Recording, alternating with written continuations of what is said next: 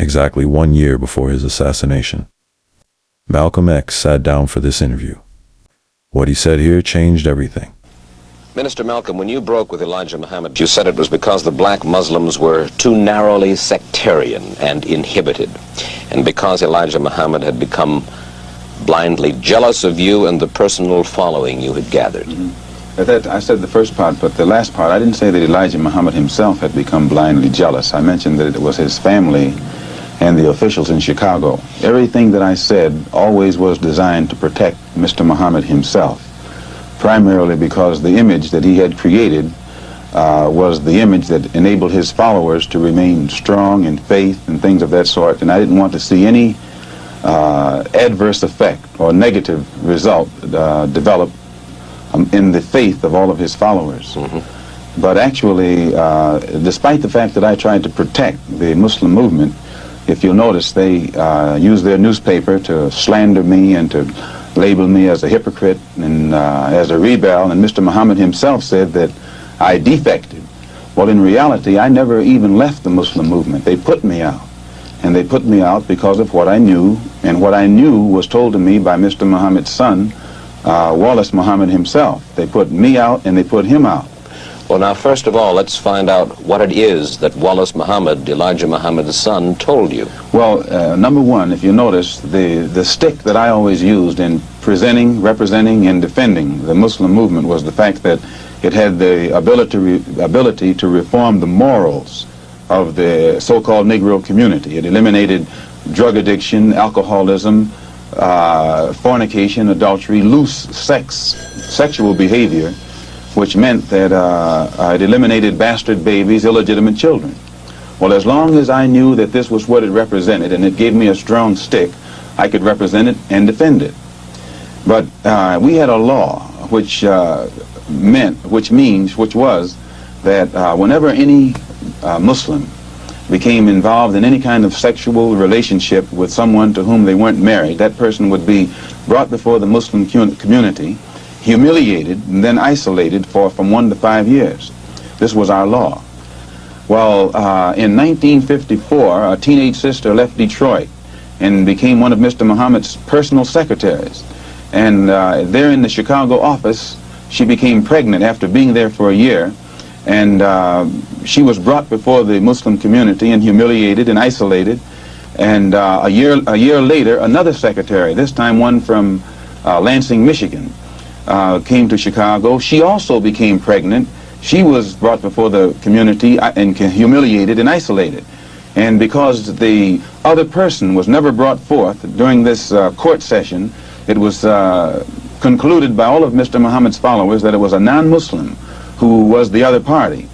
Well, we grew so rapidly until that in 1957 or 58, the secretarial staff was expanded to, I think, 8 teenage sisters. In 1959, 6 of them disappeared. 2 of them reappeared in Philadelphia about 2 or 3 months later, and they were all right. The other 4 reappeared in 1960. All 4 of them had babies. All 4 of them had become involved with someone and become pregnant and had these children. So it was, from what I now know, when the 4 of them got back to Chicago and began to compare notes, they found that the same man had told all of them the same story and had made all of them pregnant, that the same man was the father of all 4 of their children and had also been the father of the children brought forth by the 2 secretaries who preceded them.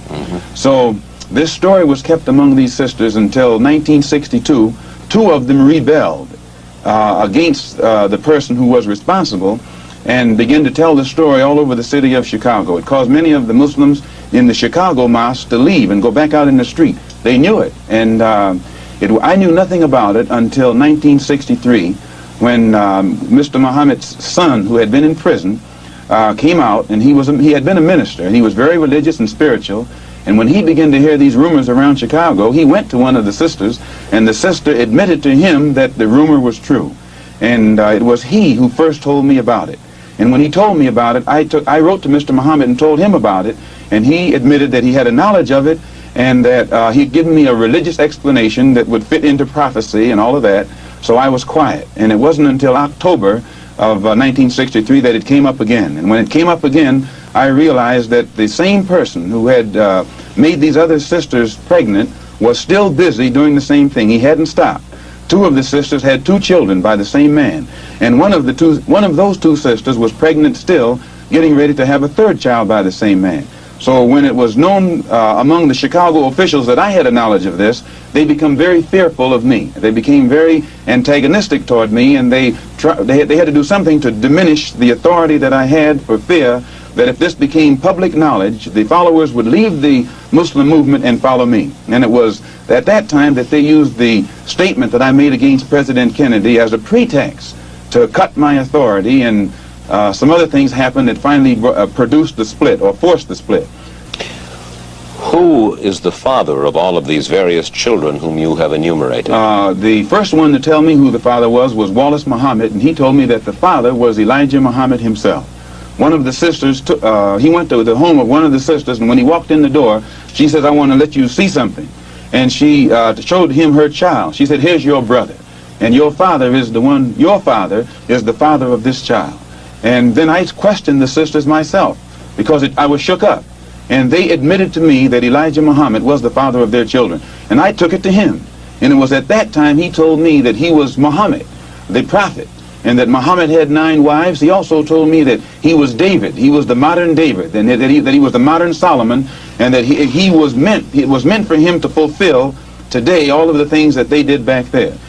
And how many of these illegitimate children did he father with the sisters? Well, he made 6 sisters pregnant. They all had children. 2 of those 6 had 2 children. One of those 2 is having a child right now. I am told that there is a 7th sister who is supposed to be in Mexico right now, and she's supposed to be having a child by him. For one thing, when you first separate from your wife, it's a physical separation, but it's not psychological. You still have feelings for her, and you protect her. But after the physical separation has taken place for a while, it becomes a psychological separation. It was the same way with me in the Muslim movement. When I first separated, it was a physical separation, but my feeling was still there. And it was only after my trip into the Muslim world and in my pilgrimage to Mecca that I really was able to exercise the objective approach to it that enabled me to see that something had to be done to bring this to light. Otherwise, a whole lot of innocent people would be killed needlessly. Well, these revelations that you are now making about Elijah Muhammad, what effect should they have on his following? Well, I very much doubt that any of his followers who really are aware of what he has done would continue to follow him. He may try and justify it by saying that he's a Muslim, and that a Muslim has a right to these wives. If this were the case, these sisters should not have been humiliated. These sisters have been looked upon for the past 5 years, or 6 years, or 7 years as being guilty of having committed fornication. They have been debased. They have been degraded.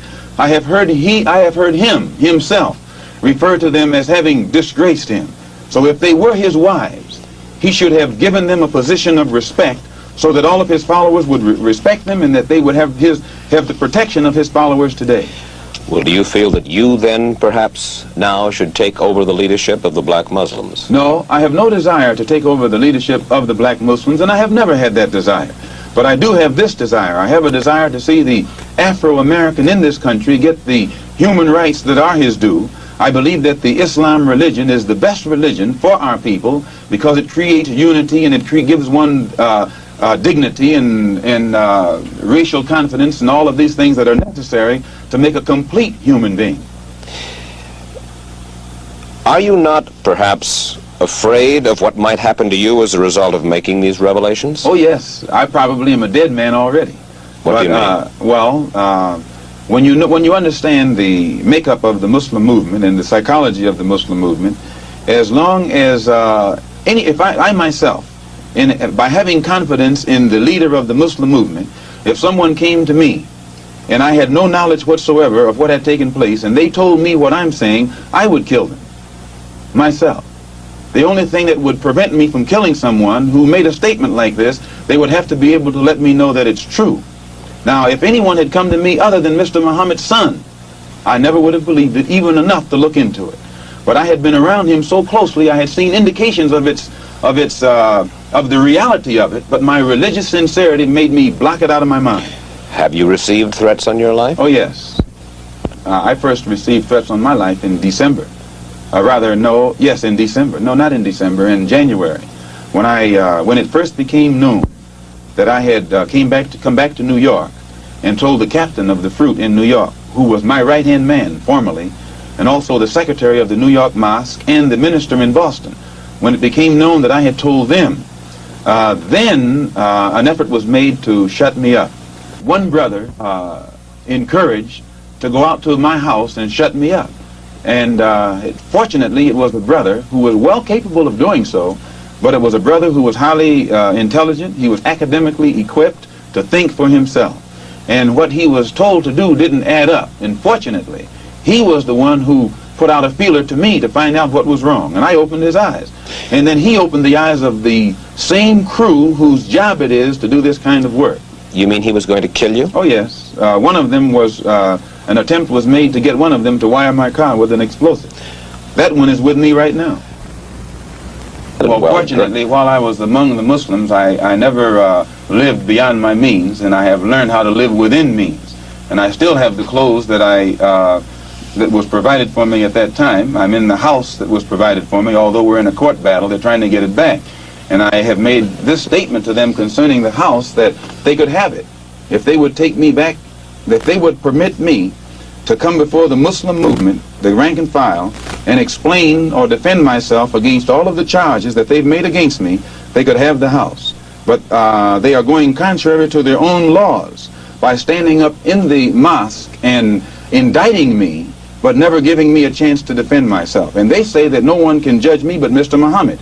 In this case, Mr. Muhammad can't sit as judge because he's involved in the case. Elijah Muhammad says of the Muslims, we carry no arms, and we do not seek to win victory with arms. We do nothing to others that we would not have done unto us. The two brothers were sent after me with revolvers by Joseph, the captain of the fruit in New York. They were armed. When a Muslim is attacked, and you'll find this to be the pattern, when the Muslims were attacked in Monroe, Louisiana, Elijah Muhammad gave no signal to anybody across the nation to come to the defense of their brothers. When our brothers were attacked in Los Angeles, again Elijah Muhammad gave no signal to anybody to come to the defense of those brothers. Never have the Muslims anywhere in the country gotten any kind of instruction from the national office or headquarters on how to defend themselves when they are attacked by outsiders. The only times the Muslims have ever been given any instructions to commit violence is when that violence is directed against a fellow Muslim. As far as you are concerned, you will accept the fealty, if you will, of any Negro anywhere under any conditions. You have to define fealty. Well, you want them to give you their loyalty. Not me, their loyalty. I'm not seeking for the loyalty of any Negro, but I am seeking that for Negroes to learn how to be loyal to themselves. And when the Negro learns how to be loyal to himself, our problem is pretty well solved. Will determine when the Negro is endangered.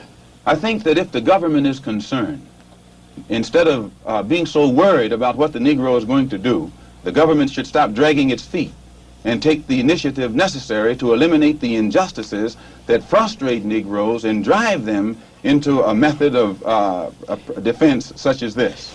You've said, Minister Malcolm, you have to expect the Negroes to rise up sooner or later. Oh, yes. What does that mean? Well, just the same thing that it meant in South Vietnam and these other places where you find oppressed people. Sooner or later, they rise up against the oppressor. When the Jews were being brutalized in Poland, there came a time when they couldn't take it anymore, and they fought back. They didn't have too much to fight with, but they fought back. And I think every oppressed people, no matter how meek and humble they are, after you drive them so far, they're going to strike back. Well, does that mean that you expect to organize battalions or paramilitary units in various Negro ghettos around the country and establish this coming summer for violent action? No, but I think that most Afro-Americans, so-called Negroes, have reached the point of no return and are taking it upon themselves to be prepared if the necessity ever arrives where they will have to do something to defend themselves. Well, there was talk a month ago, you remember, of a group in Harlem called the Blood Brothers, who left the black Muslims when you did, and then later parted company with you, we are told, because the tactics that you espoused were too mild. What do you know of them, the Blood Brothers? Well, I certainly wouldn't apologize for them. I think that the approach, if such a group as Blood Brothers exists... Does it? I say, well, I think all Negroes are blood brothers. Every Negro I know is my blood brother. Oh, but Minister Malcolm, we're talking about a group said to number up to 400, probably more, who confess themselves to be anti-white as you are. They disbelieve in nonviolence as you do. One group among them is said to believe in violence, even in murder, almost for violence sake. Another group among them are said to believe in violence only for retribution, to strike back. Well, if such a group as the Blood Brothers exists, it doesn't shock me. I would only be shocked at white people being shocked, because the conditions that prevail, Mike Wallace, are such that it's a miracle that such group hasn't formed a long time ago. But do they exist to your knowledge? I think every Negro in Harlem is a blood brother, whether he admits it or not.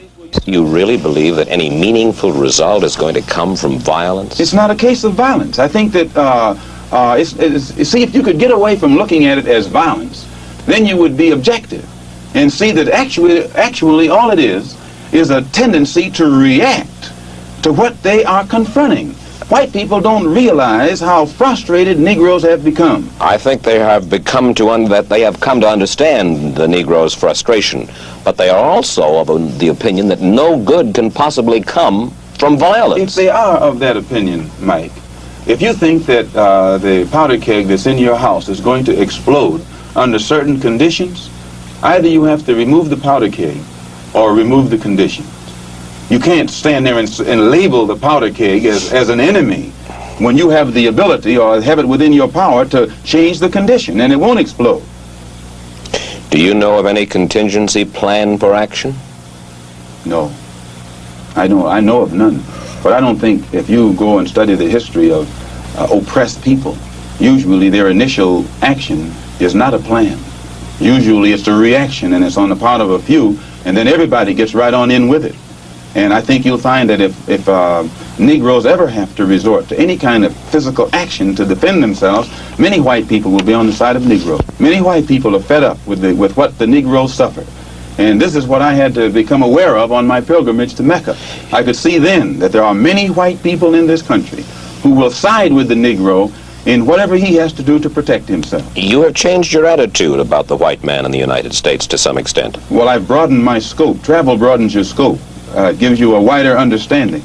And I have, in my many lectures on college campuses, seen many whites, even as a black Muslim, whose reaction to much of what I had to say showed me that they were genuinely concerned. Some weren't genuinely concerned, but many of them were. And this element is increasing. But that's a considerable change of opinion in Malcolm X. No, today I'm speaking for myself. Formerly I spoke for Elijah Muhammad. And everything I said was, Elijah Muhammad teaches us thus and so. I'm speaking now from what I think, from what I have seen, from what I have analyzed, and the conclusions that I have reached. And the white man is no longer the devil, and he is no longer bound to be evil. The Holy Quran teaches us to judge a man by his conscious behavior, by his intention. And my reason for going to Mecca was to get a better understanding of the religion of Islam and what the Quran teaches. So I judge a man by his conscious behavior. I am not a racist. I don't subscribe to any of the tenets of racism. Then there are good whites and good blacks and bad whites and blacks. It's not a case of being good and bad, good or bad blacks and whites. It's a case of being good or bad human beings.